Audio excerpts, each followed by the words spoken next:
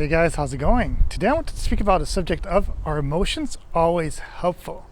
Well, the thing is that we're obviously human beings. So as a human being, we all have emotions. And by having emotions, well, we can sometimes be happy, sometimes be sad, sometimes cry, sometimes be overjoyed, and sometimes just be animals. Because after all, we are mammals, and sometimes we do silly things. And that's the thing. Basically, what's interesting about that is that they are helpful because we are able to be empathetic of other people. So we are able to do good to the world. We're able to do good to nature. We're able to do a lot of things that are enjoyable and that can basically make the area around us a better place. But at the same time, what it does is that it makes us have that animalistic instinct. So we can have jealousy. We can have the simple fact of wanting always more, and also the fears of dying, the fear of being alone, the fear of basically a lot of things. And that's what's kind of scary sometimes, because as human beings that have emotions, we can panic. And this is almost what's happening throughout the world nowadays with the COVID, and then with people that are protesting in streets and stuff like that. It's the unknown, because we've really, realistically, if you think about it, human beings, most of the time, they live in some way as if they're going to live forever. So we live this life where we always say we have more time. But at the same time, we know that there's an urgency, that we don't really have that much more time. Because if the world is billions of years old, we have only existed for a very finite amount of time. And within that amount of time, the universe is even also a small amount of time, because we don't even know what was before and what is going to be after. So we need to think about it as, if we're lucky, we'll live 100 years. But most likely, a lot of people live to 70, 80, Some people live shorter lives. And that's why it gets kind of scary sometimes, because it comes down to this.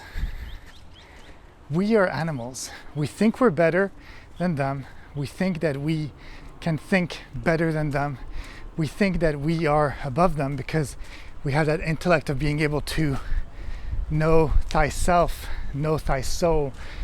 The fact that we're able to read and remember things and stuff like that. But we're not that far along compared to other animals, because they remember too.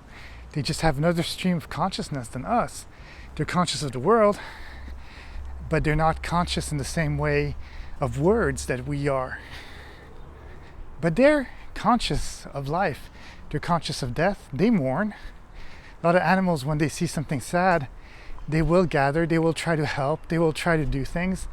For example, dogs often are trained to do certain things. And for example, when it was 9/11, and they were looking for people through the rubble of the buildings, there was a point where they just couldn't find any more surviving human beings. So at some point, they actually started putting in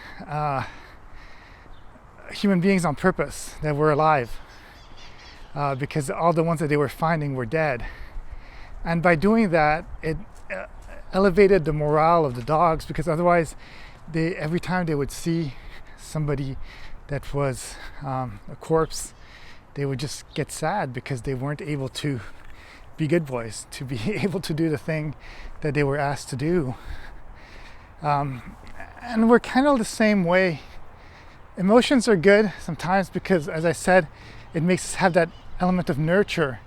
But then when it gets to that animalistic side, where we get jealous of people, or where we just want more, or we're just angry for some reason or another, then that becomes trouble. It becomes a big problem because we're not really helping out.